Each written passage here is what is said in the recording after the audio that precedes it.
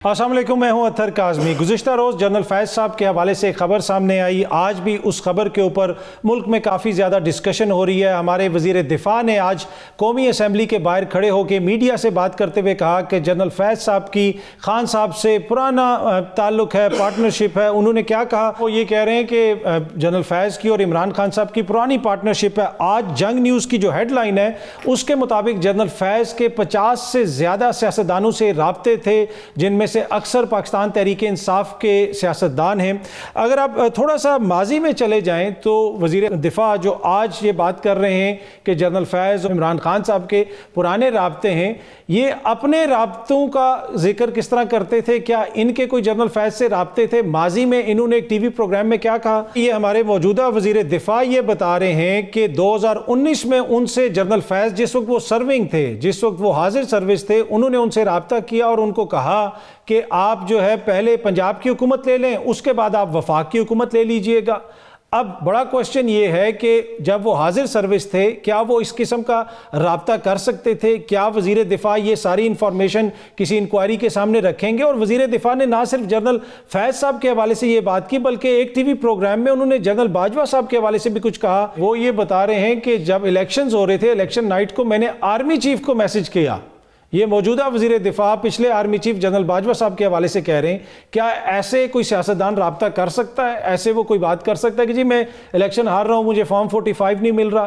तो ये भी एक ऐसा मामला है जो गौर तलब है। क्या इसके ऊपर भी कोई बात होगी? और ये अगर कोई आम सियासतदान बात करता तो उसको आप इग्नोर भी कर सकते थे। ये हमारे मौजूदा वज़ीर दिफा हैं जो ये बातें कर रहे हैं। आज के प्रोग्राम में इसमें भी बात करेंगे कि अब ये जनरल फैज़ का मामला आगे किस तरफ जाएगा, और खुसूसन इससे जुड़ी हुई जो पाकिस्तान तहरीक इंसाफ की सियासत या खान साहब के मुकदमात हैं उस पर क्या असर पड़ सकता है। खबर इस तरह की आ रही है कि जी वफाकी काबीना में तोसी हो सकती है, नए वज़रा को शामिल किया जा सकता है, उस पर भी गुफ्तगू करेंगे। मुज़ाकरात की बातें भी हो रही हैं तहरीक इंसाफ के माबैन, क्या ये मुज़ाकरात हो सकेंगे या नहीं हो सकेंगे, इसमें क्या रुकावटें आ सकती हैं, उस हवाले से भी गुफ्तगू करेंगे। इन सारे मामलात पे गुफ्तगू करने के लिए हमें आज ज्वाइन कर रहे हैं मशीर बराए कानून और इंसाफ बैरिस्टर अकील मलिक साहब। बैरिस्टर साहब आपका बहुत बहुत शुक्रिया।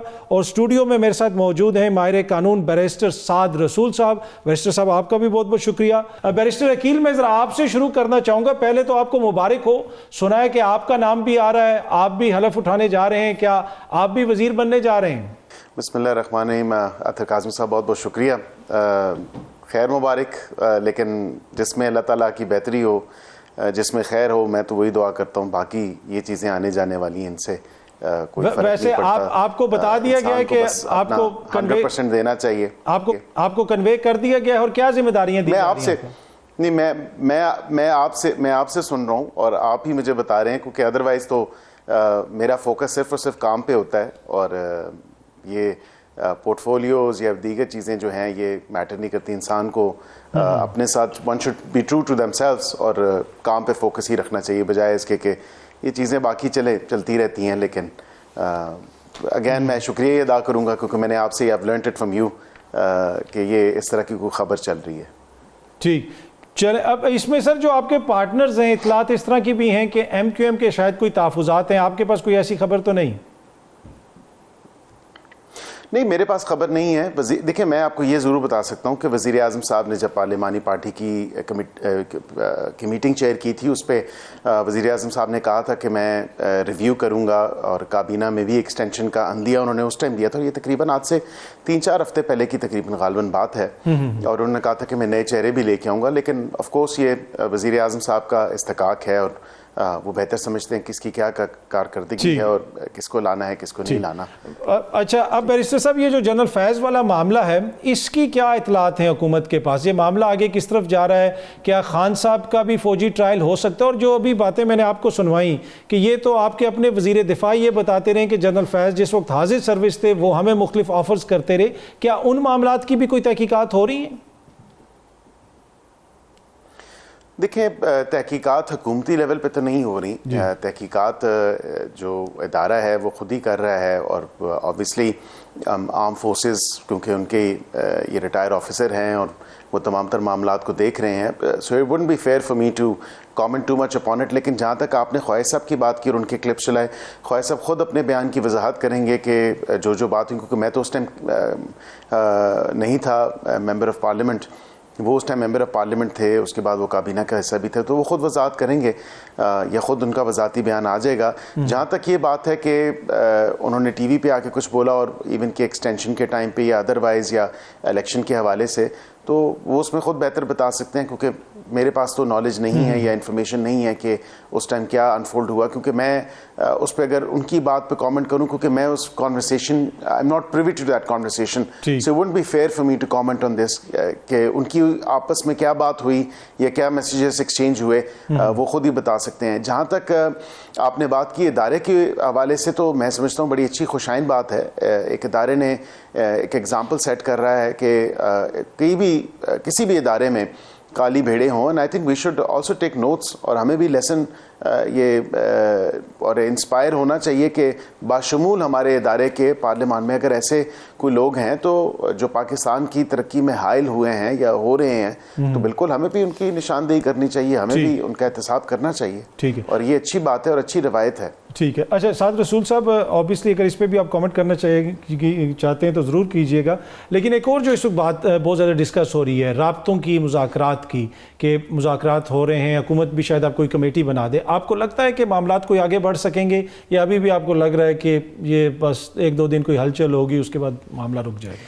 देखिए अदर साहब, अगर माजी के एक्सपीरियंस से देखें तो फिर तो लगता है कि सिर्फ ये ज़बानी जमा खर्चा, क्योंकि अब से पहले भी दोनों साइड्स ने अपने अपने दायरे के अंदर रहते हुए मुज़ाकरात की कुछ बात की, लेकिन ना पीटीआई अपने दायरे से बाहर निकली, ना हुकूमत अपने दायरे से बाहर निकली, और हमने देखा कि इन दोनों के दरमियान ऐसी खलीज है जो हर दफ़ा बात शुरू तो करती है लेकिन उसको ख़त्म कर देती है। इस हद तक तो मैं सिर्फ इतनी आपकी इजाज़त से गुजारिश करूँगा कि पाकिस्तान में सियासी डायलॉग होना चाहिए, अभी नहीं, गुज़श्ता कल में होना चाहिए, गुज़श्ता कल नहीं, गुज़श्ता महीने होना चाहिए था, गुज़श्ता महीने नहीं, गुज़श्ता साल होना चाहिए था। पाकिस्तान एक ऐसे अजीब से वक्त से गुज़र रहा है जहाँ पे हमें अपनी जो स्टेट की गवर्नेंस के इंस्टीट्यूशंस हैं, मैं अगर हमारे अस्करी इदारों को एक तरफ हम साइड पे भी छोड़ दें, हमारे जो सिविलियन इंस्टीट्यूशंस हैं उनके ऊपर से लोगों का एतबार उठता चला जा रहा है। आज आईजी इस्लामाबाद कहें कि फ़लाँ शख्स चोर है, या ये दहशतगर्द है, या ये किसी शरपसंद अनासर है, तो आईजी इस्लामाबाद की बात के अंदर कोई क्रेडिबिलिटी नहीं रह गई। लोग सुन के दूसरी तरफ मुंह कर देंगे, वो अपनी तहकीक करना चाहेंगे, क्योंकि इंस्टीट्यूशंस की, जिन इदारों के थ्रू हुकूमत अपना काम करवाती है, उसकी आवाम में क्रेडिबिलिटी कोई नहीं है। इसी तरह अगर आप दूसरी तरफ भी देख लें, लेकिन पीटीआई की लीडरशिप के अंदर भी ये क्रेडिबिलिटी का फुकदान है। पीटीआई की लीडरशिप के अंदर बहुत सारे ऐसे लोग हैं जो बात करते हैं, और पीटीआई की अपने फॉलोअर्स को उसके ऊपर यकीन नहीं होता। वो कभी अली अमीन साहब की रखवाली कर रहे होते हैं, कभी सवाल पूछ रहे होते हैं, कभी नाला हो रहे होते हैं कि लीडरशिप कहाँ है, हम तो अपने डिमांड्स इमरान खान साहब के कहने पर मनवाने के लिए निकले हैं। ऐसी सिचुएशन में जहाँ दोनों तरफ क्रेडिबिलिटी का फुकदान हो, इसको आप कैसे सियासत के अंदर किसी बेहतरी के लिए इस्तेमाल करेंगे? सिर्फ एक तरीका है कि आप डेमोन्स्ट्रेट करें कि वाकई कोई प्रोडक्टिव डायलॉग हो सकता है। हुकूमत भी ये डेमोन्स्ट्रेट करे, जिसकी ज़्यादा रिस्पॉन्सिबिलिटी है, क्योंकि हुकूमत का काम है कि इसमें कुछ स्टेबिलिटी लेके आए, कोई मुल्क को आगे लेके जाए। और ऑपोजिशन की तरफ से भी, जब तक लोगों को आपकी किसी सोल्यूशन के ऊपर क्रेडिबिलिटी नहीं होगी, लोग एतबार नहीं करेंगे, उस वक़्त तक ये डिस्कनेक्ट, जिसमें एक पाकिस्तान की आवाम की बहुत बड़ी परसेंटेज, उनकी कुछ डिमांड्स हैं, वो उन डिमांड्स के लिए टीयर गैस खाने को तैयार हैं, सर्दी के अंदर बाहर सड़क पे सोने को तैयार हैं, रबर बुलेट्स फेस करने को तैयार हैं, खून बहाने को तैयार हैं, लेकिन कोई चैनल नहीं नज़र आ रहा जिसके थ्रू उन डिमांड्स को मीट किया जाए, ना गवर्नमेंट की साइड पे, ना पीटीआई की लीडरशिप की साइड पे। पीटीआई भी उतनी संजीदा है बातचीत में, इसलिए कि ये भी कहते हैं ना कि हम इस्टेब्लिशमेंट से बात करेंगे, ये तो बरमला इस चीज़ का इजहार करते हैं, तो इनकी भी संजीदगी के ऊपर क्वेश्चन तो है। देखिए, मैं तो इस डिवाइड का इतना कायल नहीं हूँ। पीटीआई के कुछ मसाइल हैं जो हुकूमत से रिलेट करते हैं। पीटीआई को वो मसाइल हुकूमत से बात करनी चाहिए, अकाउंटेबिलिटी के, आपने गलत केसेस क्यों बनाए हुए हैं, आपने ये क्यों किया है, आप हमारे बंदों के प्रोडक्शन ऑर्डर्स क्यों नहीं दे रहे, हमारे बंदों को गिरफ्तार क्यों कर रहे हैं, पंजाब में क्या बर्बरियत है, ये हुकूमत से बात करनी चाहिए। लेकिन हुकूमत के पास कोई अथॉरिटी नहीं नज़र आती उनके अपने बकौल।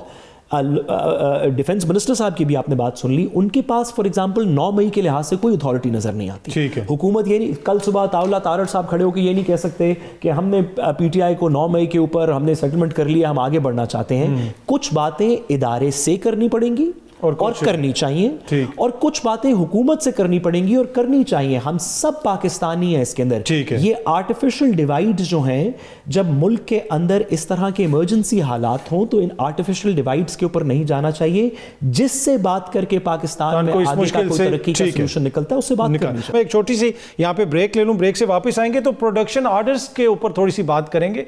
जब तहरीक इंसाफ की हुकूमत थी तो काफ़ी शख्सियात को कौमी असम्बली में, सेनेट में लाया गया प्रोडक्शन ऑर्डर्स पे, लेकिन आजकल प्रोडक्शन ऑर्डर्स क्यों जारी नहीं हो रहे, इसके ऊपर ऑपोजिशन क्या गिला शिकवा कर रही है। एक छोटी सी ब्रेक के बाद वेलकम बैक। अच्छा बैरिस्टर अकील साहब, अब आप लोग इक्तदार में हैं, आप हुकूमत हैं, आपको कुछ जिसे कहते हैं ना जेस्चर्स दिखाने पड़ेंगे कुछ। अगर आप यास्मीन राशिद साहिबा की जो रिहाई का मामला है उसमें हुकूमत थोड़ा सा हाथ हल्का रख ले, प्रोसिक्यूशन थोड़ा सा हाथ हल्का रख ले, कुछ मुकदमात वापस हो जाएं, तो एक ऐसा माहौल बन जाएगा जहाँ पे सियासी पारा कम होगा, जहाँ पे आप बातचीत कर सकेंगे। आज ही मैं देख रहा था कि अब FIA को भी इजाज़त मिल गई है, नोटिफिकेशन हो गया है कि साइबर क्राइम्स के हवाले से वो भी कार्रवाई कर सकेंगे। इससे पहले भी कमेटियाँ बनी कि कौन लोग प्रोपोगेंडा कर रहे हैं, क्या कर रहे हैं, उनके खिलाफ कार्रवाई हो सकती है।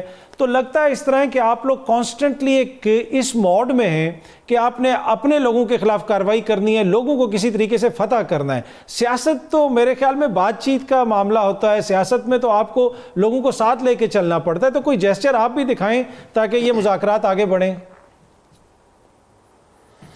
अतः काज़मी साहब, बहुत बहुत शुक्रिया। आपने ये कहा कि हुकूमत शायद हाथ हौला रख ले। हुकूमत किस तरह हाथ हौला रखे? 9 मई की अगर बात करें तो मुद्दई कौन है 9 मई का?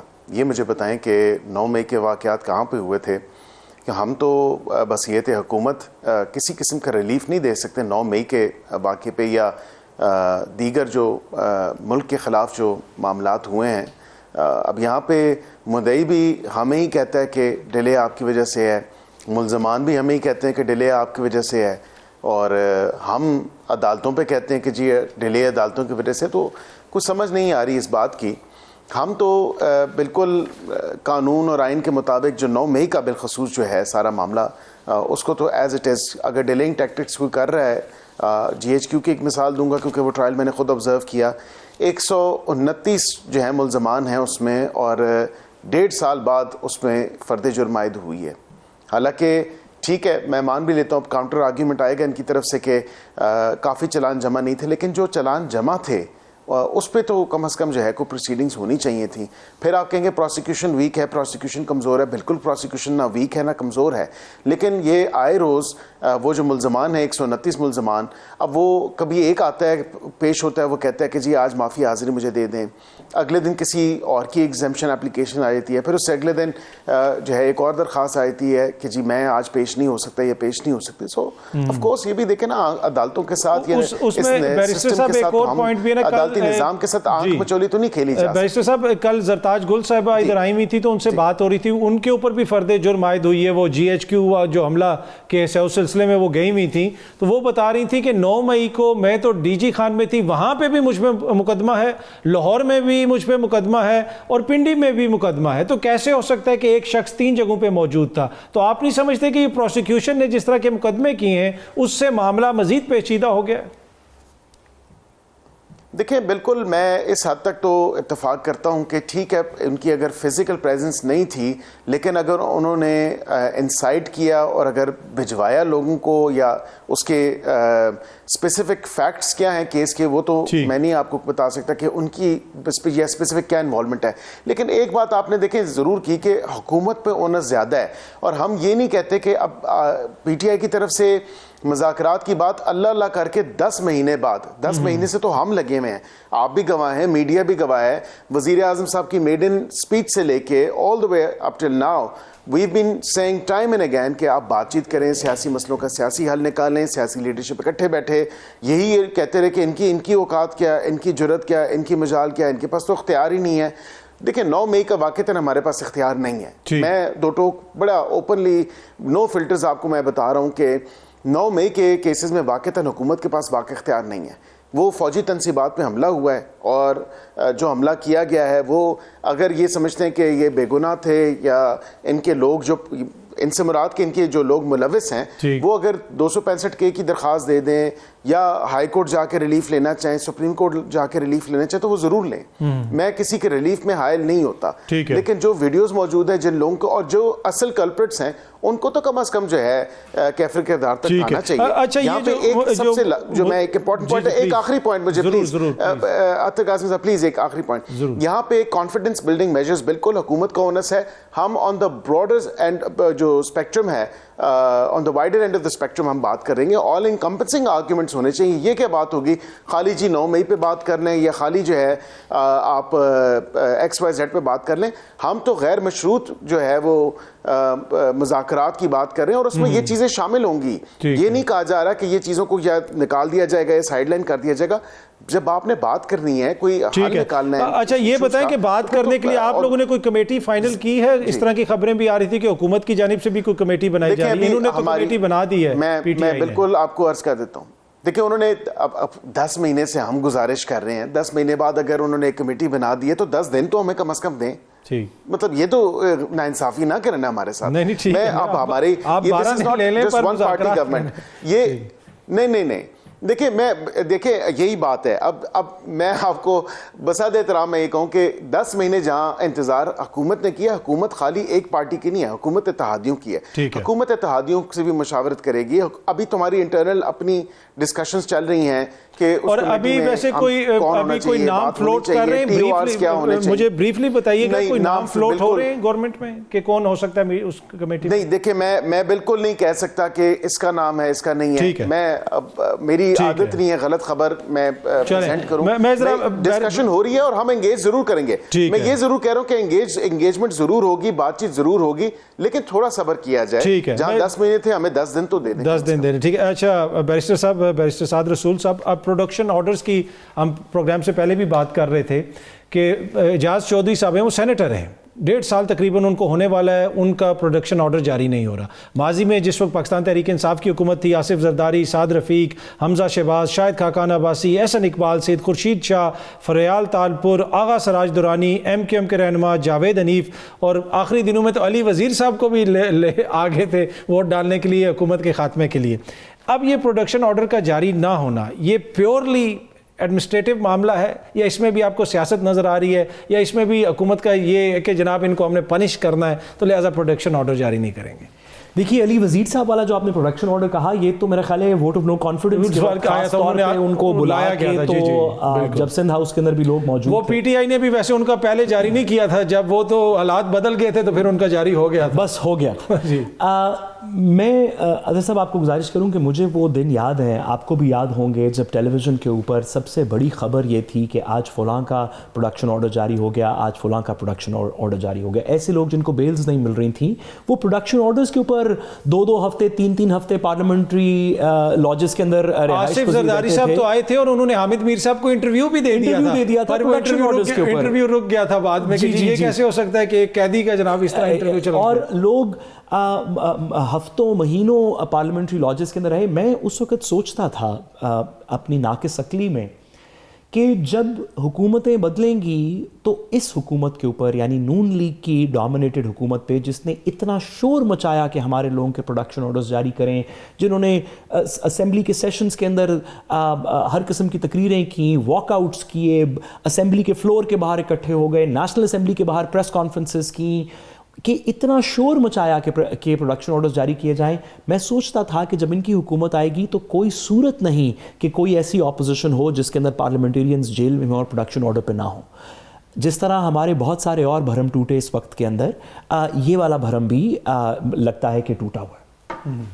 गुजारिश ये है कि मयार जो भी सेट करें, आप ये मयार सेट कर दें कि पार्लियामेंटेरियंस को अगर किसी वजह से हिरासत में होंगे तो हम उनके प्रोडक्शन ऑर्डर्स नहीं जारी करेंगे। आप ही मयार सेट करते, कोई बात नहीं, सबको पता चल जाएगा, सबको पता होगा कि अगर पार्लियामेंटेरियन जेल चला गया तो वो ना वोट कास्ट कर सकता है, ना दीगर चीज़ें कर सकता है, अब वो जेल में है जब तक उसकी बेल नहीं होती। मसला पाकिस्तान के अंदर ये है कि जब कानून के मयार को दोहरे तरीके से अप्लाई किया जाता है, या अपनी दफ़ा भी ये डिमांड ना करते या दूसरों को भी ये राइट दे दें। वो शायर ने कहा कि खामोशी अच्छी नहीं, इनकार होना चाहिए, और ये तमाशा अब सरे बाजार होना चाहिए। झूठ बोला है तो उस पर भी रहो ज़फ़र, आदमी को साहिब किरदार होना चाहिए। या आप खुद ये डिमांड नहीं करते, और या आप मेहरबानी करके दूसरों को भी ये चीज़ें अफोर्ड करें।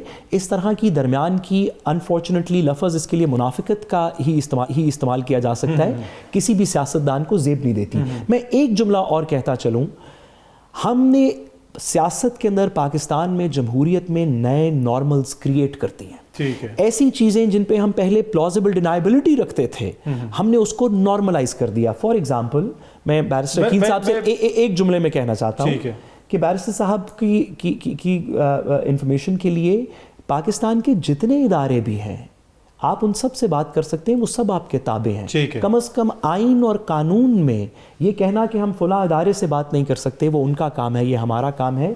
पाकिस्तान के तमाम इदारे हुकूमत पाकिस्तान के ताबे हैं, ये आइन की तहरीर शुदा बात है।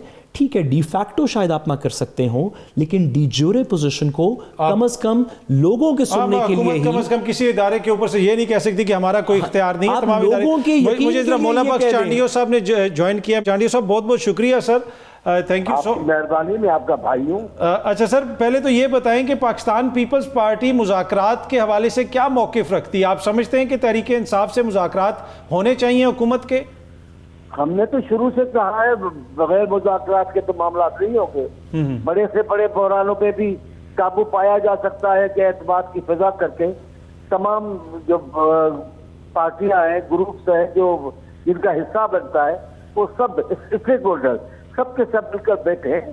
पाकिस्तान का बहरान एक पार्टी के हल करने का भी नहीं है, तमाम लोगों को। लेकिन बदकिस्मती है, यहाँ जो सबसे बड़ा ग्रुप है, जो सबसे बड़ा मौसर है, जिसको सबसे बड़ा किरदार अदा करना चाहिए, वो मुखालफत करता है बातों की और इनकार करता है।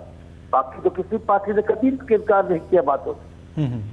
अच्छा सर, ये अभी हम बात कर रहे थे प्रोडक्शन ऑर्डर्स पे कि माजी में हमने देखा कि पार्लियामेंटेरियंस के प्रोडक्शन ऑर्डर्स भी जारी होते थे। आसिफ जरदारी साहब का भी हुआ, शाहिद खाकान अब्बासी साहब का भी हुआ। इस वक्त जो है पाकिस्तान तहरीक इंसाफ के सेनेटर जो एजाज चौधरी साहब हैं, 1.5 साल हो गया। आज डॉक्टर बाबर एवान ने चेयरमैन सेनेट को भी लिखा, जिनका ताल्लुक आपकी जमात से है, कि जी सेनेटर साहब के प्रोडक्शन ऑर्डर्स जारी किए जाएँ। आप समझते हैं कि प्रोडक्शन ऑर्डर्स जारी होने चाहिए? एजाज चौधरी साहब सेनेटर है, उनका भी इतना ही इस्तेहकाक का है, हक का है, जितना दूसरे सेनेटरों का है। लेकिन एक फर्क है कि पीपल्स पार्टी या मुस्लिम लीग या जो दूसरी जमातें हैं, उनके सियासी तरीक़ेकार दूसरा है। पीटीआई जब भी कोई मुजाहरा करती है या किसी ताकत का मुजाहरा करना चाहती है, तो वो अपना बिल्कुल हुलिया तब्दील कर देती है, जिसको रियासत को बर्दाश्त करना बहुत बड़ा मुश्किल हो जाता है। वो किसी इदारे को माफ नहीं करती। हम सारी गलतियों के बावजूद, इदारों पर एतराज करने के बावजूद, हम समझते हैं कुछ इदारे ऐसे हैं जिनको हमें एहतियात से बात करनी चाहिए, क्योंकि मुल्क के लिए वो इदारे जरूरी है। अभी मैं सुन रहा था अफवाज पाकिस्तान के लिए क्यों नहीं बात हो सकती है? अफवाज पाकिस्तान कर सकते हैं, क्यों नहीं कर सकते? तो हमारे मुल्क के अफवाज है। ये दुरुस्त जुमला जिसने भी कहा, मैं देख नहीं रहा हूँ कि वो इदारे हमारे मुल्क के इदारे हैं, हमें उनसे कोई नाराजगी नहीं। हाँ, हक जताएंगे, जब वो गलती करते हैं तो हम एहतियात जरूर करेंगे। ठीक। अच्छा सर, अगर मुज़ाकराती कमेटी कोई बनती है तो क्या पीपल्स पार्टी की तरफ से भी कोई नाम दिया जाएगा, इसलिए कि आप लोग इत्तेहादी हैं हुकूमत के? इतना बड़ा अख्तियार सिर्फ मेरे कायद चेयरमैन को है कि वो आपको सही माना में जवाब दे कि नाम होगा तो किसका होगा, कौन रखेगा। मैं कारकुन हूँ, मेरे को इतना अख्तियार नहीं कि मैं आपके सवाल पे बता दूं, कह दूं कि फला, कोई नहीं। चेयरमैन का अख्तियार है, जिसको चेयरमैन रखेंगे वो उसको वही पूरी पार्टी तस्लीम करेगी। हमारे यहाँ ये दोगली पार्टियां नहीं, पॉलिसियां नहीं है। ये इनको नामित भी करेंगे और इनको मानेगी भी नहीं। इनको औहदा भी देंगे, इज्जत भी देंगे और बेइज्जती करेंगे, ये नहीं।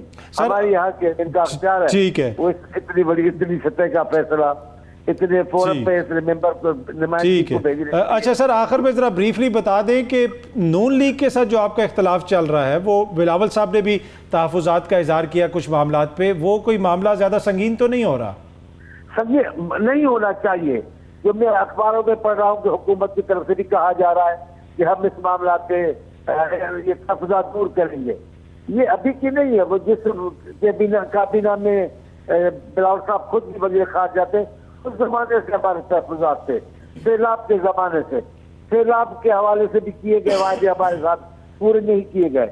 अब भी जो बड़े बड़े फैसले होते हैं वो पार्टी को इस बात में नहीं लिया जाता। ठीक, हाँ, हम इस मुल्क को बहरान से बचाने के लिए हुकूमत की हिमायत करते हैं, लेकिन इसका मतलब ये तो नहीं कि हमारी जो इज्जत है, जो हक है हमारा, उससे महरूम किया जाए, हमें मशवरों में शरीक न किया जाए, ये तो गलत है। आप खुद देखते हैं, आए दिन वो बनाते हैं, आए दिन वो बनाते हैं। मैं चेयरमैन से माफी मांगता हूँ, अपने महबूब चेयरमैन से। ये नून लीग का रवैया रहा है, अभी नहीं। मैं बरसों से नून लीग को देखता हूँ, इत्तेहादियों के साथ चल नहीं पाती, इत्तेहादियों का एतमाद भी नहीं ले सकती, इदारों से तसादुम की पॉलिसी चल जाती है, तो भुगतना तो फिर सबको पड़ता है। ठीक है, अभी जो ये करेंगे तो भुगतेंगे तो हम भी। बाकी आपके सवाल का मुख्तसर जवाब यही है, हम तमाम पार्टियों से बातचीत के जरिए बहरान का हल चाहते हैं, बातचीत करनी चाहिए, हमने कभी मुखालफत नहीं की। बहुत बहुत शुक्रिया चांडियो साहब। मुझे एक छोटी सी ब्रेक लेनी है, ब्रेक से वापस आके बैरिस्टर अकील साहब से, एक तो जो मौला बख्श चांडियो साहब अभी कह के गए कि नून लीग का रवैया दुरुस्त नहीं होता, अब तो अपने इत्तेहादी भी तहरीक इंसाफ वाले तो पहले ही कंप्लेन कर रहे थे, अब मौला बख्श चांडियो साहब ने भी इस हवाले से बरमला इजहार किया। इस पर गुफ्तगू करते हैं एक छोटी सी ब्रेक के बाद। Welcome back. अच्छा बैरिस्टर अकील साहब, पाकिस्तान तहरीक इंसाफ को तो आपसे गिला शिकवा है, मौलाना भी आप नाराज़ हो रहे हैं, आपको पता है वो जो मदरसा रजिस्ट्रेशन एक्ट है उसके हवाले से उनके तहफ़्फ़ुज़ात हैं। मौला बख्श चांडियो साहब ने अभी भी कहा कि जी नून लीग का रवैया इक़्तिदार में आके थोड़ा सा बदल जाता है। जो गवर्नर हैं पंजाब के, वो भी इस हवाले से कुछ बातें कर चुके हैं, बिलावल साहब भी गिले शिकवे करते हैं, तो नून लीग क्यों इक़्तिदार में आके इस तरह बदल जाती है? देखिए, बिल्कुल भी नहीं बदलते काज़मी साहब। मैंने जो आपसे गुजारिश भी की, बल्कि मैंने ही कहा था कि जो अगर हमारे इत्तेहादियों के तहफ़्फ़ुज़ात हैं बिलखुसूस पीपल्स पार्टी के, वो हम दूर भी कर रहे हैं। आज भी आपने देखा कि एक जो इब्तदाई रिपोर्ट है उन्होंने जमा करा दी है, हमारी उनके साथ एंगेजमेंट है। मौलाना साहब के साथ हम थ्रू एंगेज रहे हैं। मौलाना साहब के साथ जो अभी एक इशू है वो मदारिस के बिल के ऊपर है, जो कि हमने बहसीयत पार्लियामान अपना काम पूरा किया है। सेनेटर्स ने भी और मेंबर नेशनल असम्बली ने भी, हमने वो बिल पास किया, सदर पाकिस्तान को गया, उन्होंने एतराज़ात लगा के भिजवा दिए। आज कामरान मुर्तज़ा साहब ने स्पीकर नेशनल असम्बली को लिखा है और उन्होंने कहा कि जी मुझे वो एतराज़ात की कॉपी दी जाए, कि एतराज़ लगा के जो सदर साहब ने आपको वापस भिजवाएं तो वो भी कॉपी मिल जाएगी, उसमें भी कोई ऐसी बात नहीं है। हमारी जो लेजिस्लेटिव कॉम्पिटेंस है वो सिर्फ ICT की हद तक है, डिवॉल्व सब्जेक्ट्स में, या वो इशूज़ जो या मैटर्स जो 18वीं तरमीम के बाद सूबों में मुंतकिल हो चुके हैं, तो हम यहाँ की हद तक तो बिल्कुल उसको कर सकते हैं, उसमें कोई ऐसी दो राय नहीं है। लेकिन मौलाना साहब के साथ एंगेज कर रहे हैं और बिल्कुल मौलाना साहब को इंशाल्लाह हम राज़ी भी कर लेंगे। यहाँ पे दीगर जो एक बात की आपने प्रोडक्शन ऑर्डर्स के हवाले से पहले, तो मैं ये ज़रूर कहूँगा कि हाजी इम्तियाज़ साहब का भी मोस्ट रिसेंटली अगर आप देखें तो प्रोडक्शन ऑर्डर हमने जारी किया। इसी तरह हमने जो दौरान रिमांड जो पुलिस के पास से, आपको याद होगा तमाम तर जो इधर से पार्लियामेंट से गिरफ्तारी हुई और नहीं सर अंदर से गिरफ्तारी हुई थी, अंदर से हुई थी, पार्लियामेंट के गेट के अंदर से बाहर से उसके लिए कमेटी बनी है, वो खुर्शीद शाह साहब की सरबराही में, तो वो उसको फैसला आउट करी, उसकी फाइनल रिपोर्ट तो कोई नहीं आई। लेकिन खैर अलबत्ता मैं ये ज़रूर कह सकता हूँ कि उसमें भी हमने प्रोडक्शन ऑर्डर जारी किए, तो हमने तो मिनट या सेकंड नहीं लगाया कि प्रोडक्शन ऑर्डर जारी कर दिए। लेकिन फस्तायत ज़दा दौर क्या था, वो ये था जब 2-2, 3-3 हफ्ते प्रोडक्शन ऑर्डर जारी नहीं होते थे, जब लाया नहीं जाता था मुअज़्ज़ज़ अरकान पार्लियामेंट को सामने। इसी तरह अली वज़ीर साहब का, मोहसिन दावर साहब का, अदरवाइज भी आप देखें तो वो उस टाइम तो नहीं जारी होते थे। अभी तो देखें हाजी इम्तियाज साहब का भी हुआ, अदरवाइज बाकी लोगों के भी। सेनेट की जहां तक आपने बात की तो चौधरी इजाज साहब का मैं ये जरूर कहूंगा, वो सेनेट के चेयरमैन का इख्तियार है और उनको भी करना चाहिए। जब सेनेट का होता है इजलास और उसमें डेफिनेटली उनको करना चाहिए। मुअज़्ज़ज़ अरकान है सेनेट। मैं जरा बैरिस्टर साद रसूल साहब को भी इस पर शामिल कर लूं। बैरिस्टर साहब, अब आपको चीज़ें आगे किस तरफ जाती हुई नजर आ रही हैं? आज से अगर हम लेस से 2 महीने के बाद दोबारा मिलते हैं, आपको लगता है कि कोई फ़र्क होगा या इसी किस्म की हम बातें कर रहे होंगे? देखिए, माजी का एक्सपीरियंस तो कहता है कि हम शायद इसी तरह की बातें कर रहे होंगे, लेकिन मेरी बसद एहतराम दुआ यह है कि पाकिस्तान एक ऐसे अजीब से वक्त में, एक ऐसे अजीब से मोड़ पे है कि आप इसे धक्का लगा के हर रोज़ गुजार तो सकते हैं। आप ये कर सकते हैं कि तमाम चीज़ें कुछ बंद कर दें, कुछ बात ना होने दें, कुछ फैसले करवा लें, कुछ प्रोडक्शन ऑर्डर्स ना जारी करें, कुछ कानून साजी कर लें, कुछ, और आप रोज़ का रोज़ पाकिस्तान को आज का दिन गुजार दें, कल का दिन गुजार दें, परसों का दिन गुजार दें। लेकिन हम जिस तारीख़ के मोड़ पे, जिस तारीख़ के लम्हे में खड़े हैं, पाकिस्तान डे टू डे ज़्यादा देर चल नहीं सकता। आपको कोई लॉन्ग टर्म प्लानिंग करनी पड़ेगी, ऐसी प्लानिंग जिसके अंदर ना सिर्फ के सियासी इस्तेहकाम हो, बल्कि आपके जो भी हुकूमत हो, वो पीटीआई की हुकूमत हो, नून लीग की हो, फरिश्तों की हो, इंसानों की हो, हैवान, जिसकी भी हुकूमत हो, उसके ऊपर कौम का कुछ एतबार हो, लोग उसको टैक्सेस देने में राजी हों, उसके साथ बिजनेस करने में राजी हों, उसके साथ खड़े होने में राजी हों। ये अगर आप कोई भी ऐसा सोल्यूशन करेंगे, की नुमाइंदा हुकूमत हो ना, इन सिंपल टर्म्स। अतर साहब, सिर्फ एक गुजारिश कि अगर आप ऐसी हुकूमत चलाएंगे जिसमें लोग आपके साथ ट्रांजैक्ट तो कर रहे हैं किसी मजबूरी में, लेकिन घर जाके सब पसे पर्दा आपको चार अलकाब से याद करते हैं, तो ज़्यादा देर इस तरह के सिस्टम्स चल नहीं सकते। आपका बहुत बहुत शुक्रिया, थैंक यू सो मच हमें ज्वाइन करने के लिए। आपका भी शुक्रिया प्रोग्राम देखने का। कल दोबारा आपसे इसी टाइम पे मुलाकात होगी। Thank you.